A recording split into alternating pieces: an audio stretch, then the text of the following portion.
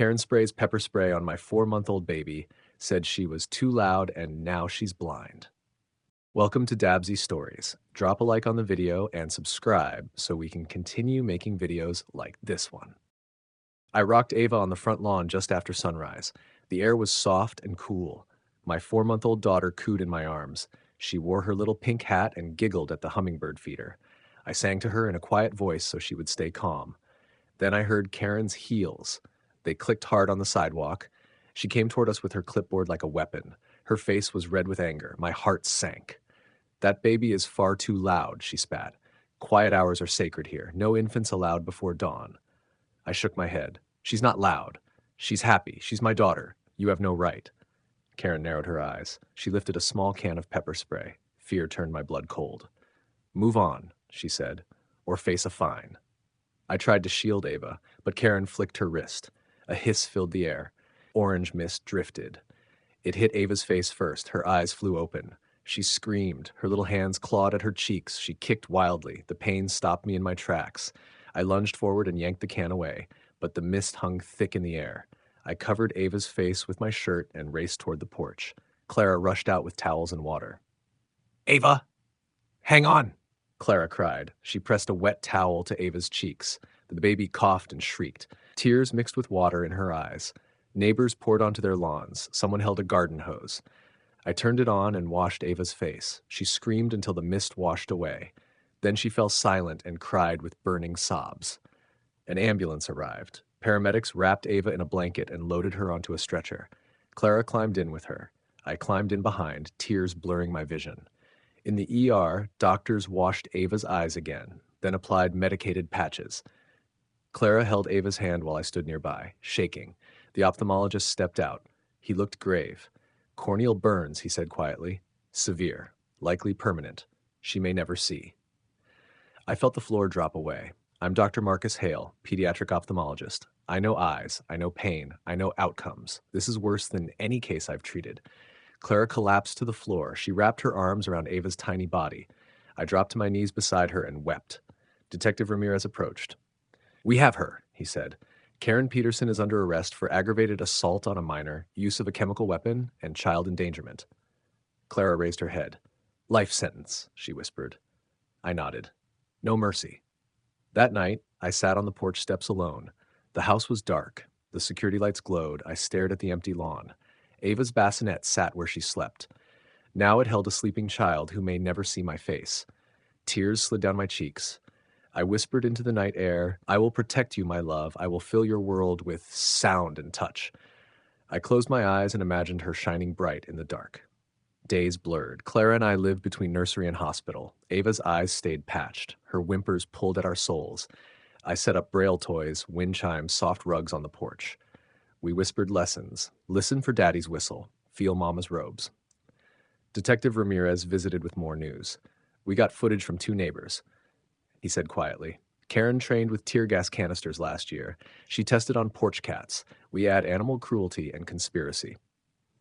He placed a stack of prints on the table. Pepper residue on cat bowls, email orders for gas cartridges. Clara closed her eyes. "That monster."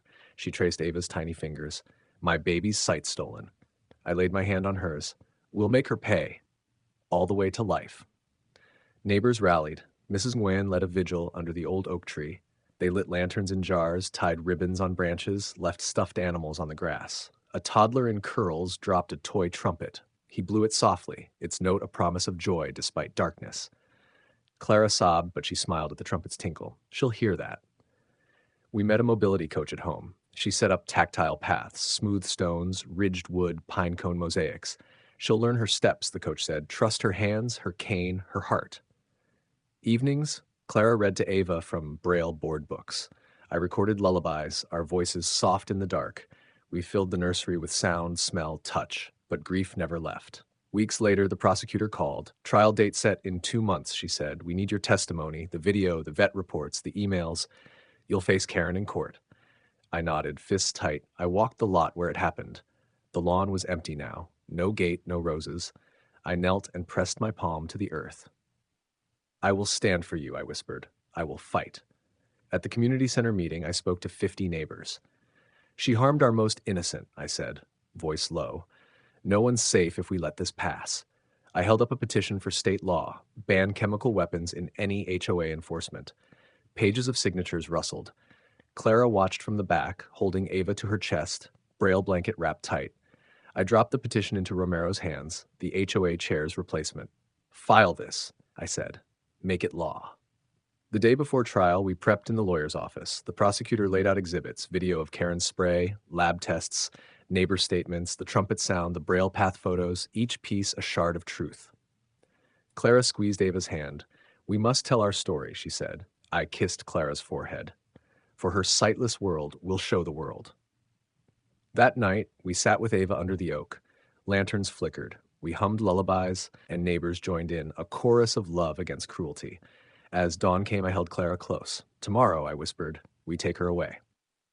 The courthouse smelled of cold marble and fear. Clara held Ava close, her arms a fortress around our blind daughter. I stood behind them, notes in hand. My heart pounded. The judge called the trial to order. First witness, Mrs. Nguyen. She wept as she showed the video. Karen's hand raised, the hiss of spray, the baby's scream. The gallery gasped. Neighbors morphed into witnesses. A cat's vet report, a toddler's testimony, a grandmother's shaken voice.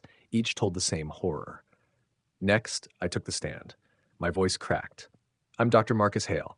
I treated hundreds of eye injuries. Never saw such cruelty. Never. I held up Ava's chart, red burns, scar tissue. Her corneas are scarred. She will never see her mother's face, never watch sunset. Tears fell down my cheeks. Clara stepped up. Her voice was quiet but firm. I sang to her as she napped. Karen sprayed her anyway. She told me to move. My daughter was too loud. Too loud.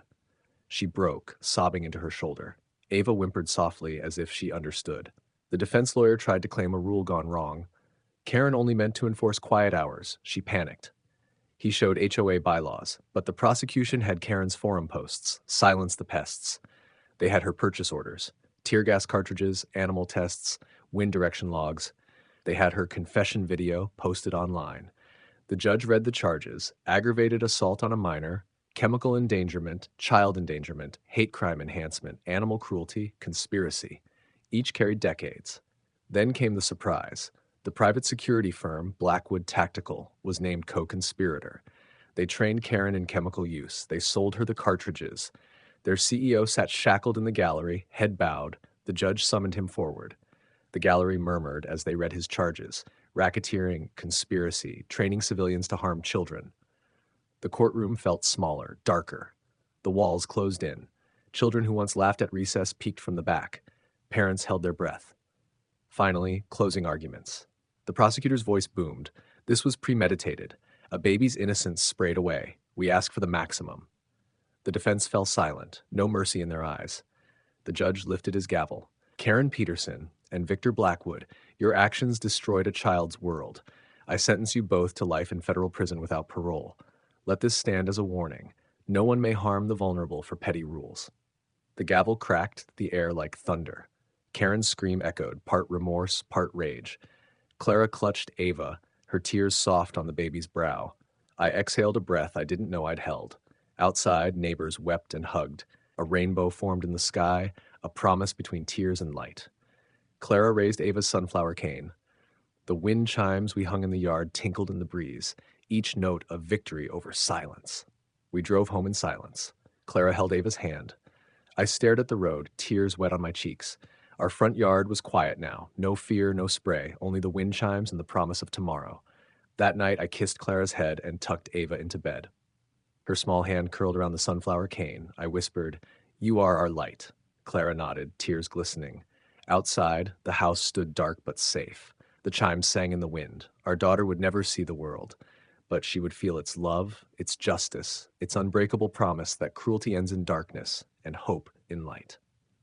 Weeks later, prison gates closed behind Karen Peterson for life. In her place, our street breathed again. I stood on our porch at dawn, Clara at my side, Ava cradled in her arms. The braille mobile in her crib tinkled with morning light. Birdsong filled the air, no hiss, no fear. Our home had transformed. The front lawn now held a sound garden, wind chimes, talking plants, musical stepping stones. Children ran barefoot, laughter ringing. At the center stood a carved wooden sunflower, a memorial to Ava's stolen sight and unbroken spirit. That morning, a black SUV pulled up. Federal marshals stepped down, escorting Victor Blackwood and two lieutenants from Blackwood Tactical into custody. Their rackets collapsed under RICO charges. Their conspirator, Karen, sealed their fate. I watched from the porch swing. Neighbors gathered, seniors leaning on canes, teens with guitars, toddlers clutching sunflower toys. Mrs. Nguyen handed me a stack of thank you cards. Each read, "Thank you for your courage." Clara placed Ava on the sensory path. She reached for a textured stone, fingers tracing grooves. "Can you find the chime?" Clara asked, voice soft. A bell's gentle tone led Ava forward. She giggled and clapped, her world alive in sound. Detective Ramirez appeared, nodding. "All cases closed," he said. "Karen, Blackwood, gone. Laws passed yesterday. No chemical enforcement by any HOA or private entity. HOA or anyone who tries. For anyone who tries." He handed me the new statute booklet. "Your push changed lives statewide." I opened it to the new code. Chapter 12, Protection of Vulnerable Residents, Strict Ban on Chemical Devices. Clara read aloud as sunlight danced on the pages.